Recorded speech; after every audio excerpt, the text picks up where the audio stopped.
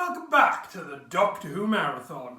I'm your host McEdam, and today we're going to be talking about the Torchwood episode Cyberwoman, written by Chris Chibnall and directed by James Strong. This is the 5th episode, I believe, of Series 1, and this story was heavily criticised when it first aired. And was one of the targets, shall we say, for Series 1 of Torchwood for being the way that it is. As I've stated in my previous Torchwood episode videos, Torchwood Series 1, or the first two series of Torchwood anyway, were heavily criticised for their mishandling of the mature aspect of the show. A great example of this is in the second episode, Day 1, in which the Torchwood team have to fight a sex gas, a gas obsessed with sex. And now here we have a Cyberman who's partly converted and is still showing her human form a bit. And well, we'll get onto her when we get onto the episode at hand. But this story was one of the big laughing points of Series 1 and is a further indicator to many people who didn't like Torchwood why they don't watch the show. It has a lot of aspects of it that the show was heavily criticised for. The mishandling of the adult content and seemingly forcing elements into their plot lines to fit into that mature demographic. But we'll see how the story goes. This story is also important because it's the first story focusing on Yanto Jones. Throughout the rest of the story, he's probably had the least character.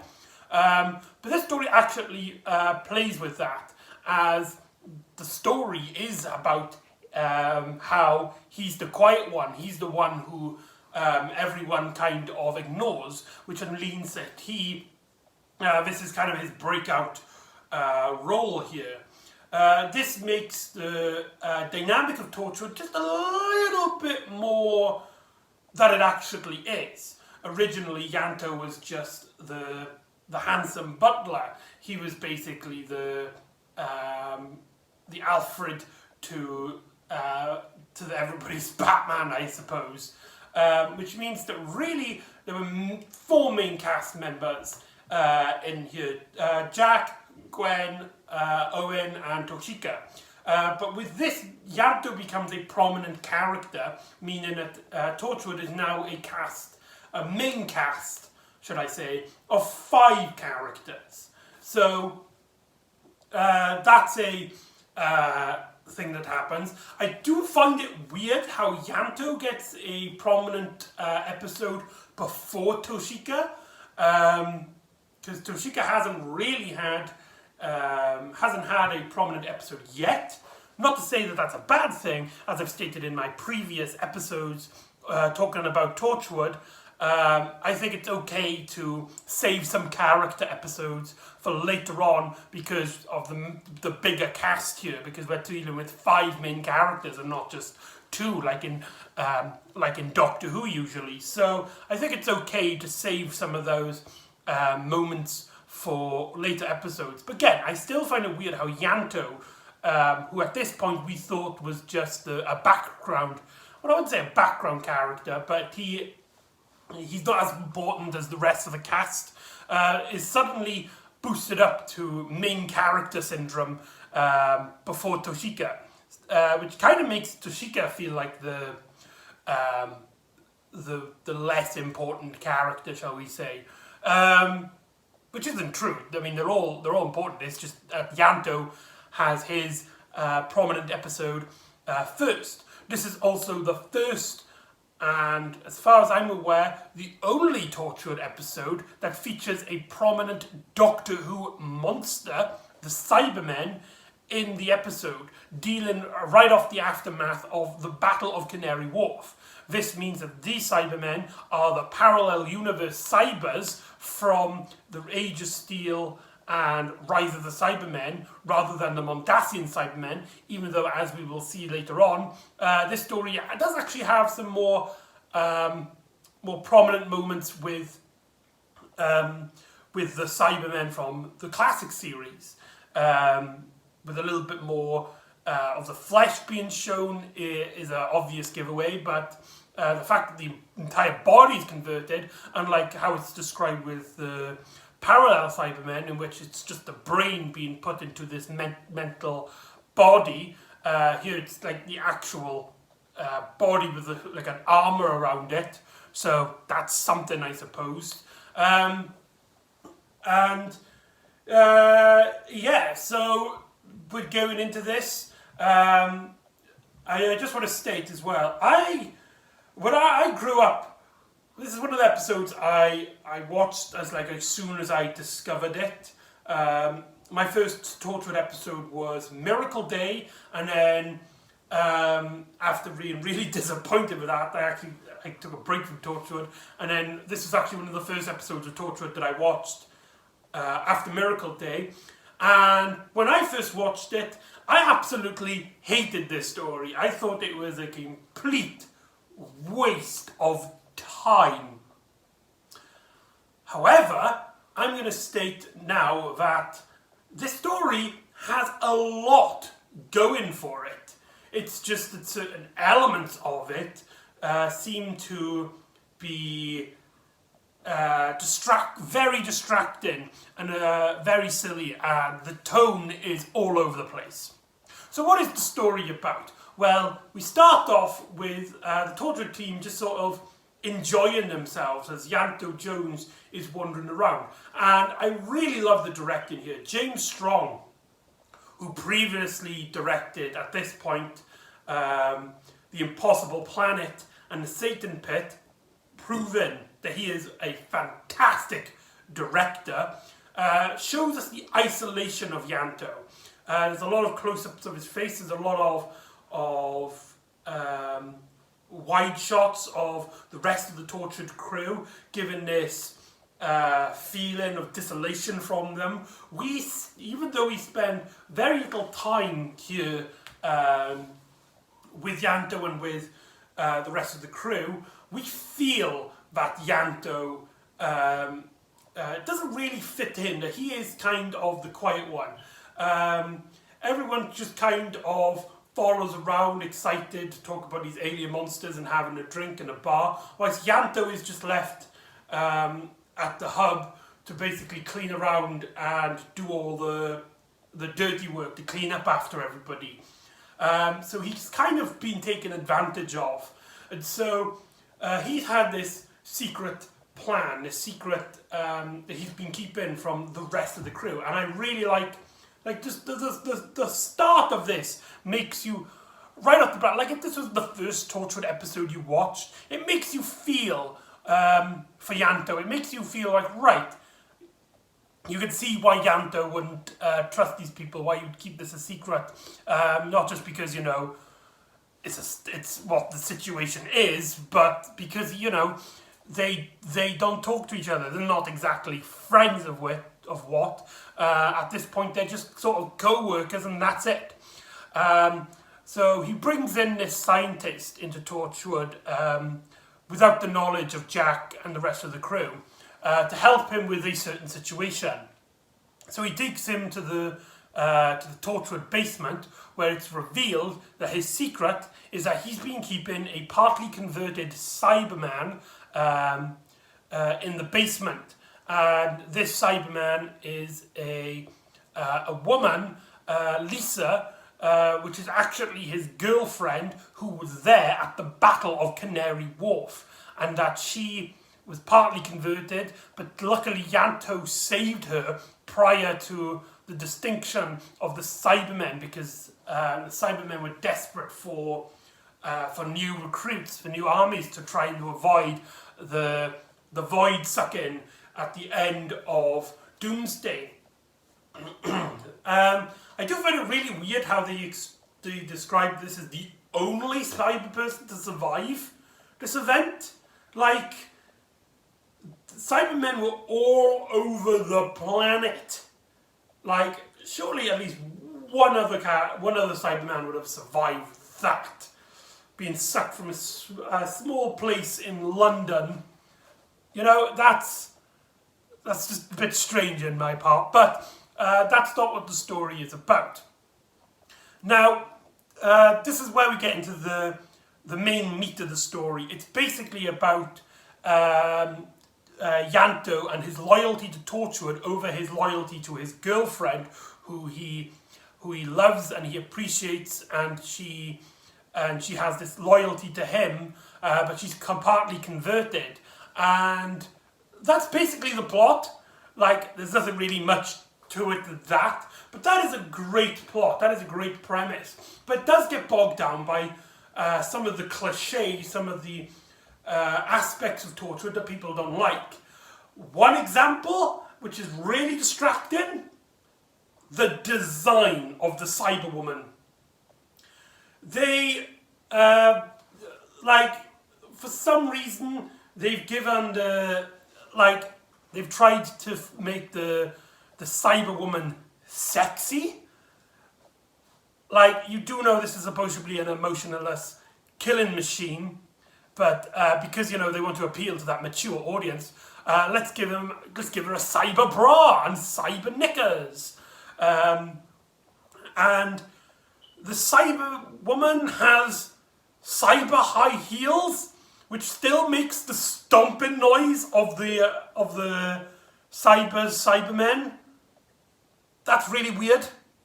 But I got a 50-50 on the film. When I first watched this growing up, I absolutely hated it. I hated the fact that, you know, and it's really distracting, even still to this day. You know, you got the Cyberwoman who's showing all of her, you know, her skin and stuff, and it kind of looks like the design just didn't do anybody any favours in the acting or directing or anything of it. It's just so distracting. However, it shows the human aspect of the Cybermen. Lisa still has her human face, which is a very, very great idea. I love the fact that we still see the human in it. There's a bit of the human flesh. I just wish it was augmented into the design a bit better, because the way we've got it, it looks like it's trying to be sexy. And let's be honest, who wants to see a sexy Cyberman? A Cyberwoman in this case. It's and she doesn't get like an upgrade, she doesn't change her design, it's always like this throughout the story. And yes, it's very distracting, but if you can get past that, we do have a very interesting character here. When the Torchwood team return, Yanto hides the Cyberwoman and the scientist, pretending that nothing has gone wrong until the power gets drained from the base. And Yanto tries to hide the fact, you know, that there is a cyber conversion unit in the base, which Yanto has repurposed as a health, equipment to keep Lisa alive, and it's been draining the energy from the base. So Yanto goes to investigate to discover that the scientist has been partly converted and is dead, a bloody mess on the floor. That imagery of the dead scientist with just blood all over him, and Yanto is just in tears with himself and is just breaking apart, is very well handled. And this is what I'm on about. Like, we have some really, really great stuff. Chris Chibnall has given us a fantastic script here.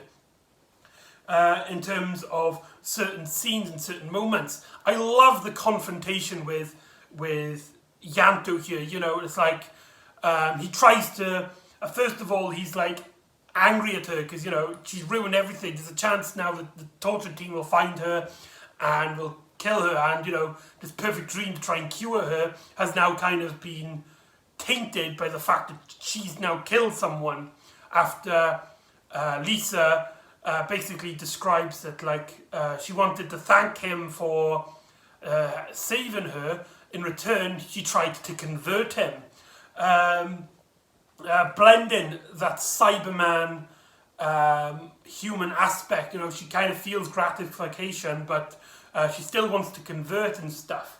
And she also doesn't convert Yanto. There's still some loyalty to Yanto there, which makes Yanto's emotions a lot more justifiable than if she was just completely converted and just wanted to stomp around killing everybody. Because Yanto feels like there's a chance that there is hope for the process to be reversed. That, he tries to justify it in his head. There's a great moment where he pushes her and it's like, what have you done? You've ruined everything. But then he's like, okay, you were mind controlled, you're in PTSD, you didn't mean to do this, we'll get you cured, we'll get you safe, but do this again and I will stop you. And he kind of justifies that, but and something which actually reminds me of the 80s Cybermen and why I like them, in that they can play around, they have mastery. It's not that they've lost their emotions, but more they are now the masters of their own emotions, and uses that as a sort of weapon, as Yanto is like, he says, if you kill anyone else, I'm going to, and the Cyberwoman just interrupts him and just goes, and you will what? With her straight face, as if to go, you're not going to kill me, because there's a chance that you can save me. And she knows it. She knows how to play to his emotions. And that is Cyberman. The ones that I want to see. And it's in this story. And that is so powerful. That's a great moment. That's a great scene. It's just hugely distracting. It's coming from this design. It's kind of, the best way I can describe it is the Jared Leto Joker from the Suicide Squad movie. You know what I mean? It's like, he could be given the best performance in that film. But because he's got those silly tattoos everywhere, a lot of people couldn't take him seriously. And it's the same thing here. The actors are working their asses off. James Strong is doing a fantastic work at directing. I love his lighting in this episode with the oranges and the red, and what happens later on, the base goes into lockdown, and the visuals there just are absolutely stunning. But we've got this story where we got Cybermen with boobies, and the design makes it prominent with the belly showing as well, and it just looks so ridiculous. I'm sorry, I know I'm harping on that design, but it's tough. It's tough because it's great idea, to show the human aspect of the Cybermen. That's something that I think we desperately needed from the revived series Cybermen. I feel like the original Cyber's design were a bit too robotic and a too thing, which is why I think writers later on struggle to write for the Cybermen, because these versions of the Cybermen are basically robots, meaning that when they are converted, there's nothing really much to them in terms of character. Their main fear comes from the fact that comes from the conversion horror, which only a handful of stories really deal with. And this story deals with it. This is actually one of the few stories in any version of Doctor Who which actually deals with the conversion of the Cybermen and how that affects the people and how it affects them all. Now, Lisa's an interesting character because there seems to be some sort of battle within her, not in the sense it's a human versus the Cyberman version of herself. It seems like there, the battle's already lost, but there seems to be some sort of humanity within her. Like I said, she lets Yanto live. She seems to be, it's like the Cyberman and the human are blurred into one.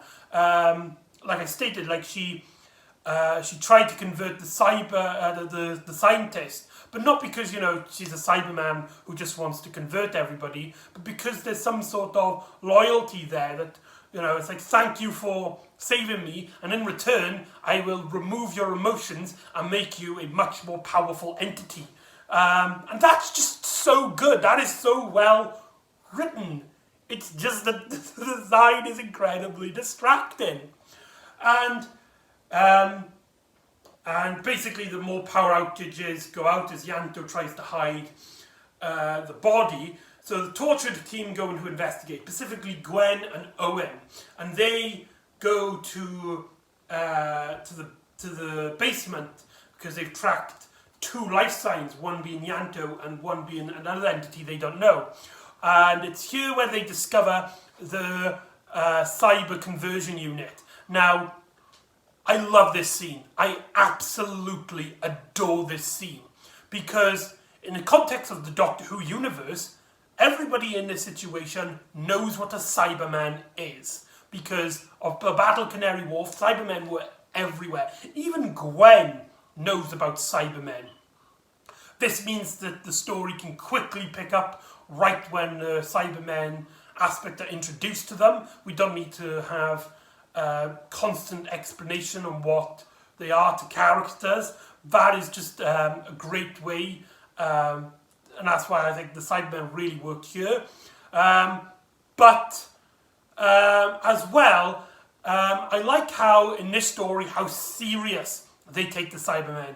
When Owen realizes it's a cyber conversion unit, they put the fear of God in him. He is absolutely terrified because this is not Doctor Who. This is not the Doctor coming around saving the day with a sonic screwdriver, fighting monsters and laughing across the way. No, apart from one character, these are all mortals. These are people who can die at any moment or be converted into Cybermen. And because of that, most of these characters are extremely vulnerable, and this puts the absolute hell into their souls, and you can feel it in all of their performances. Just the idea of one Cyberman infiltrating the tortured base is absolutely terrifying to them. Jack gets a great shot at the Cyberwoman, but actually gets stopped by Yanto, because, you know, of his loyalty to Lisa, as Lisa starts converting Gwen. But it's been draining so much power from the base. The only way to stop them is to turn off all the electricity, putting the base in lockdown. And this is where we go into our second act. Now, James Strong proved that he's a brilliant director when it comes to horror during the Impossible Planet and the Satan Pit. And here he proves it again. We get some really lovely moments of shock scenes with the Cyberwoman, which kind of gives the story a really great horror movie feel. Again, a great aspect for a mature, adult Doctor Who story. It's just that now this is a Cyberman with boobies, and it's really distracting. I'm not saying that, you know, a Cyberman who's a Cyberwoman can't work. I'm just saying a Cyberwoman with that design can't work. Or at least it's very distracting through the rest of the plot. And basically the rest of the torture team are trying to survive. It's a team of a handful of people in a base trying to survive through a monster that's chasing them. Yes, this is a Torchwood equivalent of a bus formula, or aka the Base Under Siege. For those of you who don't know, Base Under Siege is a type of Doctor Who story in which we have a handful of characters in a small location presumably indoors, where monsters are attacking him from either end, and it's basically a survival story to try and keep as many people as alive, whilst also trying to solve out the situation as quickly as possible. This is a Torchwood based on the Siege, and for the most part, it's actually very well handled. It's just that there are some really silly moments here. I will say there are some pretty cringy dialogue.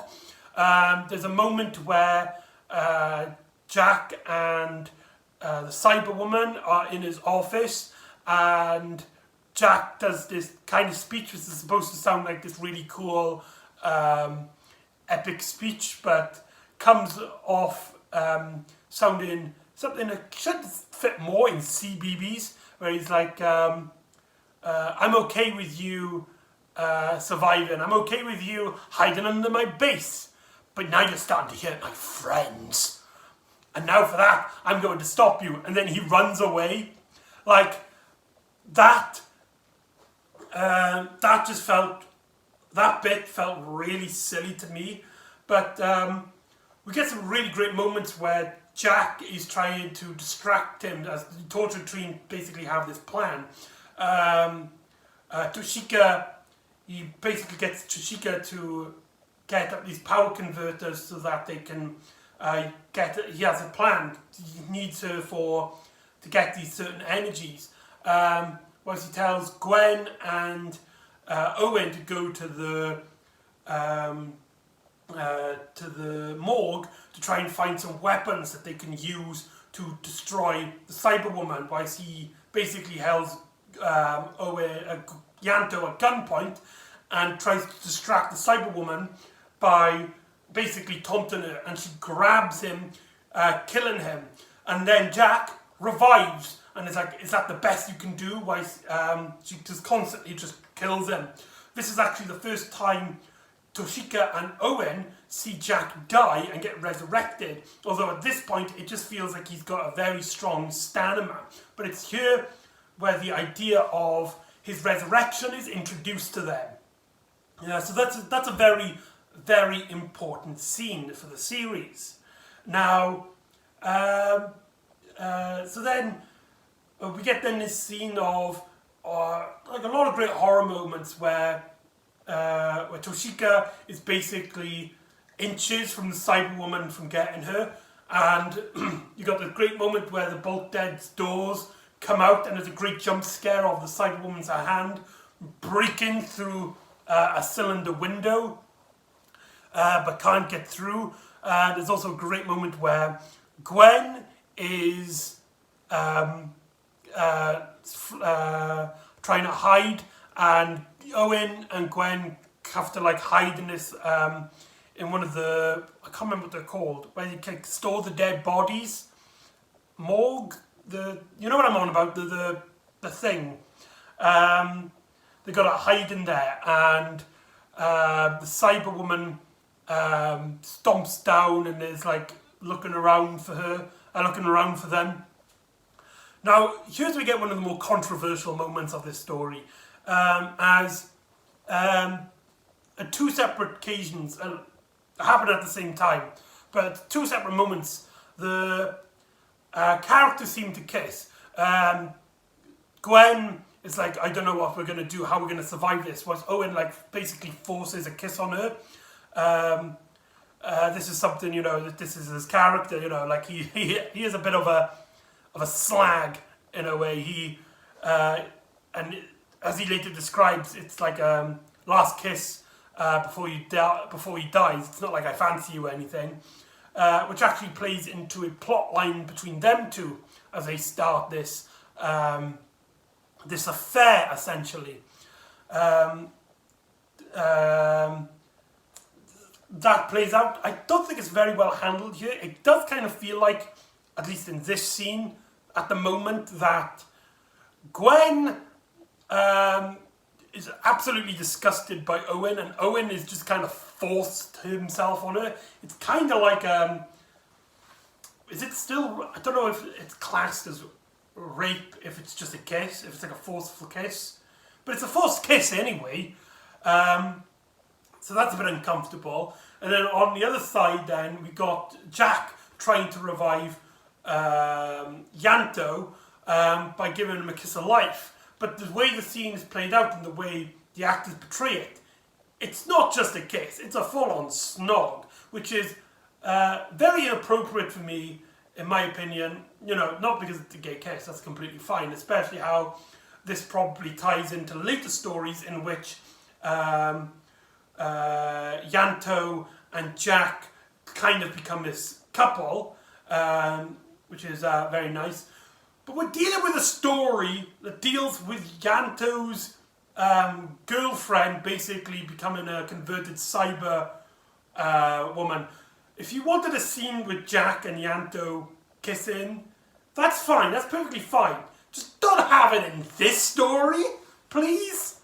Like, it's a bit out of tune, out of taste that, you know, we get this kiss whilst, you know, his girlfriend is being stomping around. We still supposedly have that emotional connection there. And this story has a pretty strong ending to it. Well, I say strong. There's some really... The ending of this story, the final act of this story, for the most part, it's really strong. However, there are some honest to God, ridiculous and silly moments.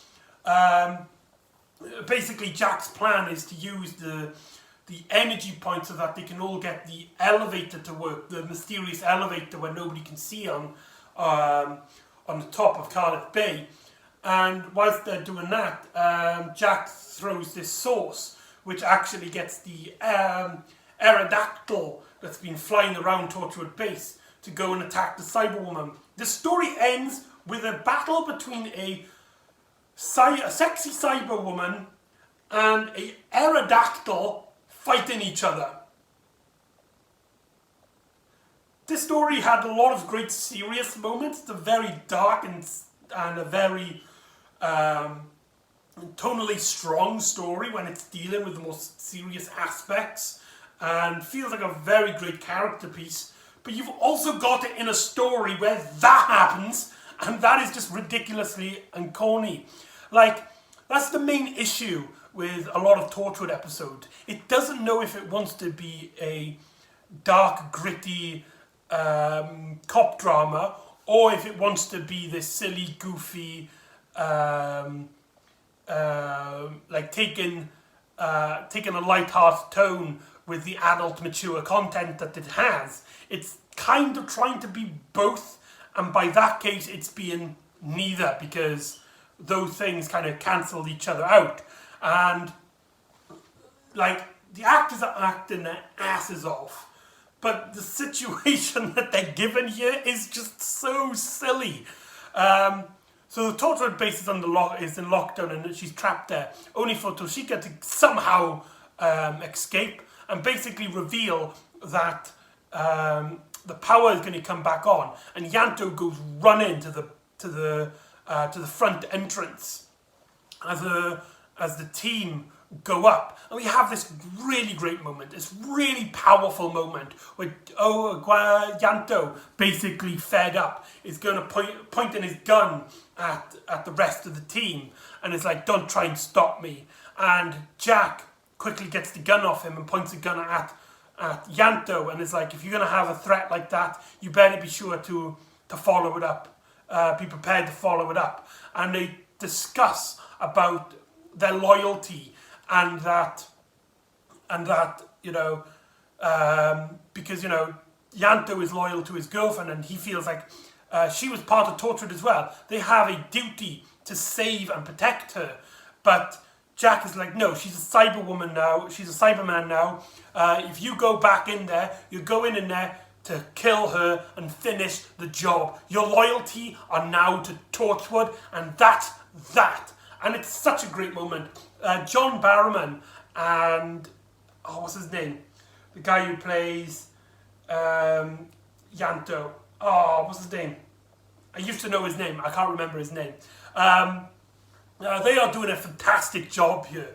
And the emotions really get really heightened, especially how throughout the story, throughout the first 5 episodes of Torchwood, we actually do understand each point of view, because Yanto, he's basically left to either try and save his girlfriend, which he knows which is very likely he's going to fail, or work with this organization, which would probably, at the first chance they get, kill him and hide the body and completely forget about it. How does Yanto know this? Because they did it in the first episode with Susie. They kill Susie, who was revealed to be the bad guy in that story. She died, and what did they do? They just hid the body, and that's it. Like, that's the loyalty that Yanto is going into. That is the what he's signing up for. Whilst this is going on, the Cyberwoman who had survived, she basically tricks this pizza woman, which was actually set up earlier on in the episode when Yanto was actually ordering pizza for them after he believed in that the conversion therapy would work. So the pizza woman comes in, and the Cyberwoman uses her to basically rip out her brain and replace it with Lisa's. And Yanto comes in, finds the dead Lisa body, and starts crying in pain and agony. And then you've got the scene in which Lisa in this pizza girl body is like, Yanto, I've turned myself human just for you. I stole the body of this person so we can be together. And she describes these moments of the human connection of their memories. Now, this is a scene that gets heavily criticised, and I'll get into why later on. But the idea, the element, the majority of the script here works phenomenally well, and it makes you really feel with Yanto. It's like, Yanto, don't do it. There might be a chance that she's actually survived, or not, because she still killed someone so that she can put her brain inside the person without any remorse to, but she's talking about these memories as if, she's still human, and we can feel for Yanto, because if you were in that situation, would you pull the trigger? And this story makes you feel like you can be in Yanto's situation. Would you be in that situation? I don't know. I don't think so. And it's such a great moment, especially how like they hug it out, and he puts up the gun again, and they're like, and she's like, please, we can be together, we can finally be together. Yanto is still in turmoil, and she says a line, it's like, we could be upgraded together, before she is shot to death by all 4 of the other Torchwood members. Symbiotically, this means that Yanto's loyalty to Torchwood is now forced upon him. He now has no choice but his loyalty to Torchwood. There's nothing left for him now. If he gives up Torchwood, what does he have? He has no Lisa now. He has no life outside of Torchwood. The only thing he has is Torchwood. And that is such a great dark aspect which fits the mature aspects of Doctor Who that Torchwood was once promised to be. Now, I stated before that this scene was heavily criticised, and that's mainly for part of the dialogue. You see, in trying to get Yanto to remember about Lisa, she goes into this story about this tent, and when they woke up, a dog was pissing on their tent, whilst this makes Yanto burst into tears. Out of context, it's absolutely hilarious. If you don't understand what's going on, it just looks like somebody's threatening somebody, and she reminds him about a dog pissing on their tent as Yanto starts bursting into tears. And surely there was 101 ways that could be better written and not having a mention of the dog pissing on the tent. Like, it does take the seriousness out of the story when you have this really high tense emotional impact, and she mentions that. It's like you see, it has a lot of these moments where the story itself, I find, the more I watch it, the more I appreciate it, the more I actually really enjoy it. It's just there's so many stupid moments like that really take away from the whole, this is Doctor Who, but now for mature adults. This plays into the much more, what's the word I'm looking for? Like, immature aspect, which, you know, that's perfectly fine if you wanted to go that route. I mean, like, many great sitcoms, many great comedy films, like Shaun of the Dead is a great example, where it's like, the humour is that it's trying to be so adult, but they actually seem really childish. If Torchwood wanted to do that, that's perfectly fine. But the problem is that the aspects, the sexy Cyberwoman, the sexy Cyberwoman fighting a pterodactyl, the dog pissing on our tent scenes, are in a story which was, for the most part, trying to take itself extremely seriously and tries to show, right, this is Doctor Who for an adult audience. This is something which can only be shown to adults and is very serious and is going to deal with dark subject matter and is going to be a lot more grittier. And that's essentially the end. The story ends with Yanto basically going back into work and Gwen and Jack discussing, it's like, if the roles were reversed, if it was Gwen in that situation, would you shot her? And Jack is like, you didn't though, you didn't turn against me.